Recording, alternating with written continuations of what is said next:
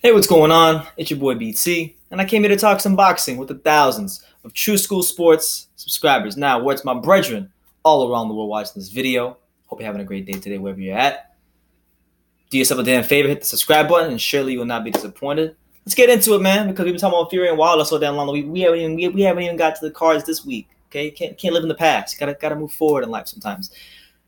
Vasyl Lomachenko, high tech. The man who many regard as the pound-for-pound king and the most skilled fighter in all of boxing is in action this week. We find Jose Pedraza trying to unify the lightweight division. This is his first fight since getting the belt from Linares. So in the second fight, we attempts to unify the division. Fighting a fighter Pedraza who has had an interesting career for sure. Definitely improved since his fights with Edner Cherry and Gervonta Davis and guys like that.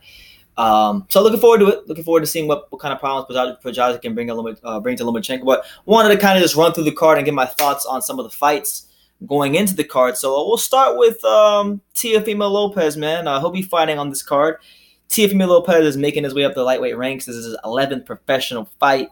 And I'll definitely say, man, he's fighting Mason Menard. And this is for sure, without a shadow of a doubt, the best and most well-known fighter that he's fought thus far in his career. It is worth noting that in his last fight, he did fight the Brazilian lightweight, William Silva, who some of you may remember from a couple years ago. He was the tall Brazilian lightweight that fought Felix Verdejo. And that was like Verdejo's first fight where he really started not to look so good. And he didn't win the fight, Silva, but, he held his own, and Verdejo didn't look that good. Since then, Silva picked up a couple wins, but once he ran into Teofimo Lopez, he got stopped for the first time in his career, and Teofimo showed his class that he is a level above the Verdejos of the world, So there's that. He's fighting Mason Menard, a guy that I would definitely say at this point in his career, he was looking nice on ShowBox. Greg Cohen Promotions. A big shout out to Greg Cohen Promotions. My main man Cliff Mass. Shout out to Cliff over there in Long Island. They were putting some decent money behind Mason Menard, and they're moving his career up the ranks. And he had some really vicious knockouts on ShowBox. I mean, you can go watch him his old fights on ShowBox. He looked dangerous in a lot of those fights on ShowBox, but that's because he was fighting a certain level of opposition. His first real step up came when he fought Ray Beltran, and that was a fight that a lot of people picking Mason Menard to win, and he got KO'd in that fight. And then earlier this year, he fought Devin Haney, didn't even win 5 seconds of that fight, got thoroughly outclassed, and now he's fighting Teofimo Lopez, another guy who is looked at to be a future world champion. And you could effectively say that he is being made one of the gatekeepers at lightweight. A guy that fighters who are coming up beat to get to the next level, or if you're a fighter who's lost a big fight, you beat to get back to where you were. He's that fighter. And if he wants to get out of that, this is his opportunity to prove his mettle and prove that maybe he's better than we think against a hot commodity in Teofimo Lopez. I highly doubt he will, because he's a very limited fighter, and he's someone that really needs you to sit there and trade with him. So really, the Teofimo Lopez, the only way he's going to lose his fight is if he wants to lose it, because Mason Menard is tailor-made for him. So that being said, I'm looking forward to seeing Teofimo step up in his 11th professional fight, hopefully look impressive, and so that way he can push onwards and upwards towards bigger challenges in the lightweight division. Because, Teofimo, he's not, I wouldn't say he's a South Florida guy in particular because he's a New York native, but, he's trained here in a lot of South Florida gyms, he trained at my old, I know people from my old gym know him, from Canito's boxing gym. They know Teofimo Lopez. I know that, Christian Nonis, shout out to Christian Nonis. People in South Florida and gyms all across the damn region know who Teofimo Lopez is. So he's a figure here. He goes to amateur fights sometimes, and, good for him, man. I want to see him do well in his career. But Mason Menard is someone he should handle with no problems whatsoever, because this is a guy that has shown himself to lose in all of his big fights. And unless he sits there and trades with them, I really don't see a way for Mason Menard to beat Teofimo Lopez. But we'll see, man. That's why we have to watch the fights. We don't know what's going to happen. It's boxing. And then in the co-main event, and I'm very excited about this one, you have Isaac Dogobe fighting Emmanuel Navarrete. So now this is a very good fight because right now, as we speak, in the 122-pound division in junior featherweight, the consensus right now is that Isaac Dogbe is the best 122-pound fighter, the best super bantamweight or junior featherweight fighter in the world at the moment. There's some good names in the division. You have Guillermo Rigondeaux, who we have not seen or heard from since he got executed by Lomachenko. He's supposed to be fighting soon, from what I remember hearing. You got Ray Vargas, who's a solid fighter, very WBC champion. You got him in the mix. You got the likes of Daniel Ramon, decent fighter. You got Diego De La Hoya, who I would like to see Dogbe fight next year. I know De La Hoya is pretty highly rated. He's fairly highly rated in the in the WBO rankings. If I'm not mistaken, he's actually ranked higher than Emmanuel Navarrete. So that might be a fight that Dogbe looks to explore in 2019. I'd like to see him and Dogbe mix it up because when he fought when he fought what's his name, when he fought Randy Caballero, he destroyed Randy Caballero. And I like De La Hoya. He's got a good, classy, just solid style. Not the biggest puncher in the world, but knows how to fight. Knows how to set things up. And I would like to see how he does with an explosive guy like Isaac Dogbe. But as for this fight right here, if you look at Isaac Dogbe had a really great year. Coming into 2018, many of us didn't really know much about him. And right now, if you were to look at his entire resume, if he goes in there and puts on, let's say he destroys Emmanuel Navarrete, I think he's got you got to mention him. You got to mention him for Fighter of the Year.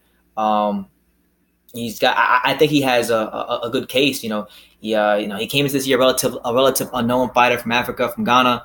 Took the title off Cesar Juarez early in the year, stopped him. And then he was put in there to lose against Jesse Magdaleno, undefeated fighter from Top Rank that everybody and their mother was saying was going to be this, he was going to be that. He stopped Jesse Magdaleno and announced himself to the world that night. And then he fought another good fighter from Japan in Otaki, whatever his name is, the tall Japanese fighter he fought, who was like 5'7", and he thoroughly out-dominated him. So this is a man that I think because he fights in the low weight divisions and maybe getting overlooked. Even I overlook him. I haven't really done many, if any, videos on him. Really, this might be the first Isaac Dogbe video I've done.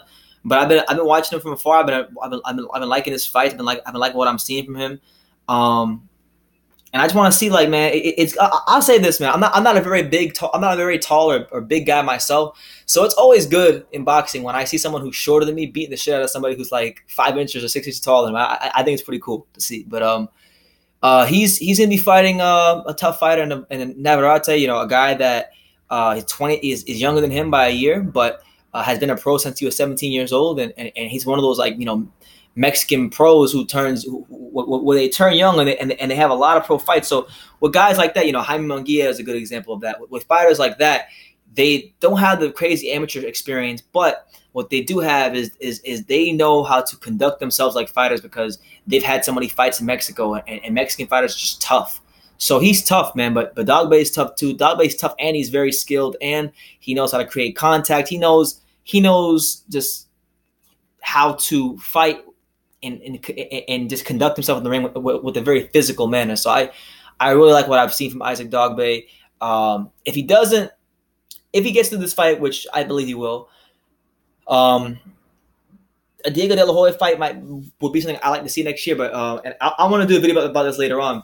I would love to see if Naoya the Monster Inoue can conquer the World Boxing Super Series and become undisputed there. I would love to see him jump up to 122 and fight Isaac Dogbe. I think that would be such a great fight. And that's a video for another time. I think Dogbe will look good in this fight. He'll fight a guy in Navarrete who, puts a lot of pressure on fighters. He's just your prototype tough Mexican fighter. But this is a fight where I think Dogbe needs to show his growth. He needs to continue to show his improvements that he's making in the gym, and just continue to stake his claim as the best fighter at junior featherweight. And then maybe next year we can see some of those big unification fights for Ray Vargas and then Diego De La Hoya and guys like that. So yeah, looking forward to seeing him on the card. And then last but not least, we got Lomachenko versus Jose Pedraza. Now I'm gonna just be very honest with you. I am expecting Vasyl Lomachenko to go in there and not just win, not just win, but thoroughly outclass Jose Pedraza. Not because I think Pedraza is a terrible fighter, or I think he's trash or anything like that, but because we've seen Pedraza, and I'll give it to him. He has improved. He's improved in some areas. Like I feel like his footwork has gotten a little better. I feel like he's fighting a little bit taller now. He's made some improvements since his loss to Gervonta Davis and his close fight with Edmund Cherry. But there is absolutely no reason Lomachenko should not go in there and have a really good performance and beat him. Pedraza's last, he fought Ray Beltran and took the title off him, and that was a fight where I really thought going into that fight, both those guys were relatively. I don't want to say even, but they both come in with I thought the fight could have went either way. I think I wouldn't have been surprised if either guy won. I think Beltran could have caught him with something. I thought Pedraza had the skills to outbox him, maybe get a stoppage, and ultimately Pedraza came out with the title. So he's stepping it up now, and you got to credit him because this is a guy in Pedraza who, when you look at his career, right? He got stopped by Gervonta Davis. He had a very controversial fight, which to this day, I'm not even gonna lie, like whenever I think about Jose Pedraza and I hear his name, I always think about Edmund Cherry because I remember watching that fight back on PBC, and I thought Edmund Cherry should have got the decision. I thought it was a very, very bad decision. I thought Pedraza lost that fight, but now he's fighting. Now he's got a tall task in front of him because he's fighting Lomachenko, a guy who I know is smaller than him. Pedraza has the advantage in this fight of he's going to have a roughly 5.5-inch reach advantage. So the key for him is obviously to use that reach, exploit the reach, make Vasily Lomachenko just keep him on the end of that jab, which is like really hard to do because laterally and the way he's able to change his movements and how subtle he is and his reflexes, the thing he's able to do will make you freeze and will offset any rhythm you may have going into the fight. And Orlando Salido, regardless of what you think of that fight with Lomachenko, he kind of laid out a bit of a blueprint how to beat Lomachenko, albeit he was dirty, and he was very fortunate to have only fought Lomachenko in his second pro fight. But I feel like you're going to need to have that kind of a style, not being dirty, but having the style to where you can mug and kind of just impose yourself on Lomachenko. And I don't see Pedraza. I mean, I think Pedraza can get away with it against certain fighters, but not against Lomachenko. I don't think he has the strength, to be honest. I don't think he has the strength on the inside, nor do I think he has the foot movement the subtle foot movement to create those angles that you need on the inside to really hurt Vasily Lomachenko. So I really don't see him beating Lomachenko, but I think he can go in there and definitely give him some quality rounds, maybe outbox him for a couple rounds here and there. But I'll be very impressed if he makes his competitive, to be honest with you. I'm expecting Lomachenko to go in there, even if it is off of the surgery. I know he had surgery. He was injured. Even if he was injured, I'm still expecting Lomachenko to go in there and fight his ass off because there's very few fighters in boxing, and I've always said this. You seldomly get fighters who fight great every single performance. We only see a handful of those kind of fighters, like Floyd Mayweather, Manny Pacquiao. That's made those guys so good for so long, is that they are able to stay here almost seemingly every performance. And I fight Lomachenko as one of those very few fighters who's a great fighter, but almost every performance he has. I mean, if we were to go look at his last 5 fights, we start from. Well, we got Nicholas Walters, Jason Sosa, Miguel Mariaga, Guillermo Rigondeaux, and Jorge Linares. All 5 of those fights, all 5 of them have been, the Walters fight was A+ performance. The Sosa was an A+ performance. The Mariaga fight was an A- performance. Rigondeaux was an A+ performance. And Linares, considering that his arm being hurt, being a one-handed fighter, fighting the arguably the number 1 guy in the division in your first fight, moving up, and he's a bigger man at Madison Square Garden. Considering the circumstances, that was an A-level performance. So this guy is just turning in like A-level performance after A-level performance after A-level performance. And when you're fighting the Pedrazas of the world, guys who are solid fighters who happen to run into titles, who do have skills, I expect Lomachenko to go in there and outclass him. And when he does that, he'll unify the division. And this is what I'm saying. If he's able to do that, he'll have unified the division, and then you got in his division at the lightweight division, you have the likes of you have what's his name?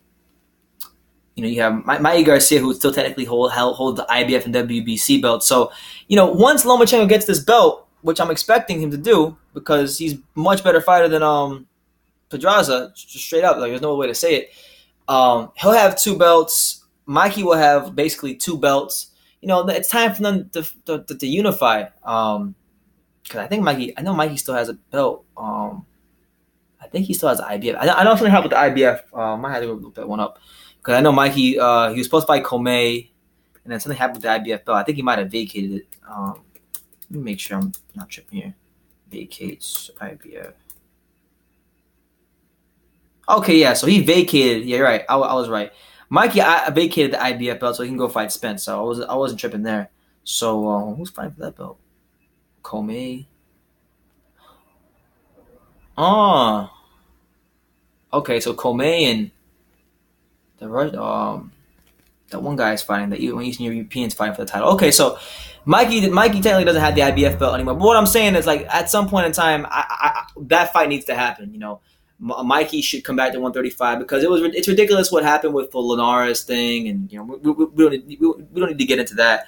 But what I'll say is, Lomachenko really Pedraza is a good name. He's a decent fighter. I expect Lomachenko early on in the fight to maybe give away a couple rounds and struggle with the range because, like I said, Pedraza has improved since the Davis fights. He can box tall, and I expect him to do it for a couple rounds early on in the fight. But after 3 rounds, Lomachenko should be, separating himself from Pedraza. That's what I expect to happen. But overall, decent card, not a bad fight card at all from Top Rank.